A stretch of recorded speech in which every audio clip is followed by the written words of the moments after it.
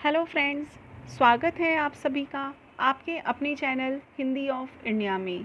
दोस्तों, संघर्ष करते हुए घबराना नहीं, क्योंकि संघर्ष के दौरान इंसान अकेला रहता है। सफलता के बाद तो सारी दुनिया साथ होती है। यह विचार है रमेश घोलप जी के, जिन्होंने गरीबी, कठिनाइयों के अंधकार को पीछे छोड़ते हुए आज देश की सबसे कठिन परीक्षा यूपीएससी के एग्ज़ाम को क्लियर करके आज आईएएस ऑफिसर के रूप में देश को सेवा दे रहे हैं।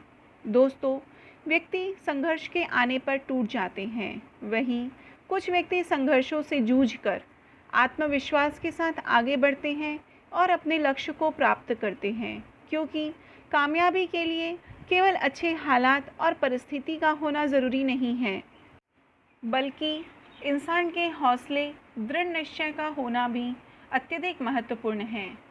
दोस्तों, यह बात रमेश घोलप जी के ऊपर 100% लागू होती है।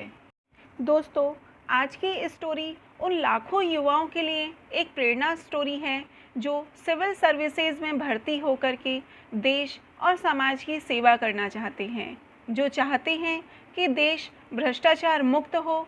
और यह कहानी एक ऐसे व्यक्ति की है जिनका बचपन विकलांगता और आर्थिक परेशानियों से दबा हुआ था। उनके सामने अनेक कठिनाइयाँ आईं, पर उन्होंने सभी कठिनाइयों का डटकर सामना किया और आज दुनिया उन्हें आईएएस ऑफिसर रमेश घोलप के नाम से जानती है।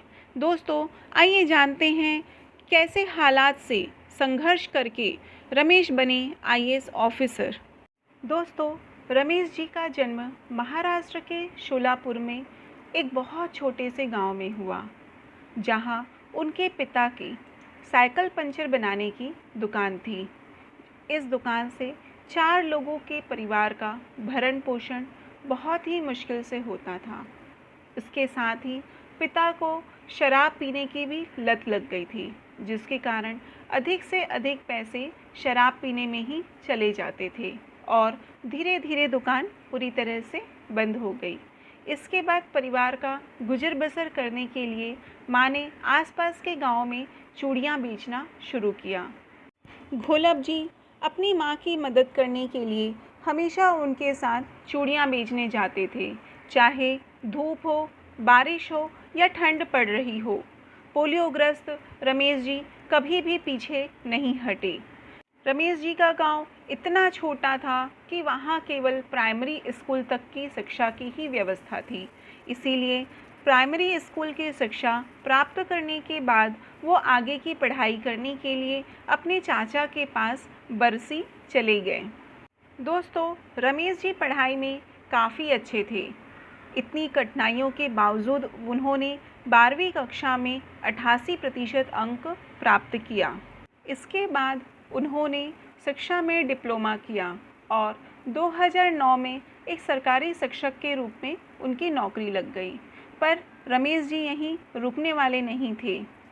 एक तरफ वो स्कूल में बच्चों को पढ़ाया करते थे और दूसरी तरफ डिस्टेंस एजुकेशन के माध्यम से अपनी पढ़ाई भी पूरी करते हुए ग्रेजुएशन कंप्लीट किया। इसी दौरान रमेश जी को एक बार किसी काम के लिए तहसीलदार के ऑफिस जाना था।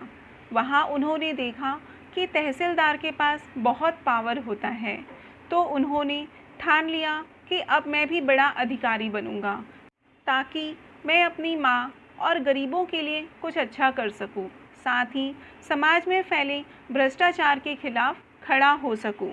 दोस्तों, इसके बाद रमेश जी अपनी नौकरी को त्याग करके यूपीएससी की तैयारी करने के लिए पुणे चले गए। दोस्तों, यह उस समय की बात है जब रमेश जी को न तो यूपीएससी के बारे में कुछ मालूम था और न ही उसकी तैयारी के बारे में कुछ मालूम था, पर अपनी कड़ी मेहनत, बुलंद हौसलों और आत्मविश्वास के साथ वो आईएएस की परीक्षा की तैयारी में जुट गए। कड़ी मेहनत के बाद आखिरकार 2012 में सिविल सेवा परीक्षा में 287 रैंक हासिल किया। इतना ही नहीं दोस्तों, उन्होंने महाराष्ट्र सिविल सेवा परीक्षा में भी राज्य में प्रथम स्थान प्राप्त किया। आज रमेश जी आईएएस ऑफिसर बनने के बाद जनता दरबार लगाकर सीधे तौर पर जनता से जुड़ते हैं और उनकी परेशानियों को हल करने की कोशिश करते हैं। रमेश जी कहते हैं कि जब वो महिलाओं को पेंशन मंजूरी करवाते हैं तो उन्हें अपनी माँ और उनकी लंबी कतारों की याद आती है। दोस्तों, गली गली घूम घूम करके अपनी माँ के साथ चूड़ियाँ बेचने वाले रमेश घोलप आज आईएएस ऑफिसर बन चुके हैं और अपने सपनों को पूरा किया अपने दृढ़ निश्चय और हौसलों से। उनकी स्टोरी हम सभी के लिए काफ़ी प्रेरणादायक है। अगर आप लोगों को यह स्टोरी अच्छी लगी हो तो एक लाइक तो बनता है रमेश घोलप जी के लिए। सो फ्रेंड्स, इस वीडियो में इतना ही। एक अच्छी सी जानकारी लेकर मैं आप लोगों के बीच में फिर से आऊँगी। तब तक के लिए बाय बाय।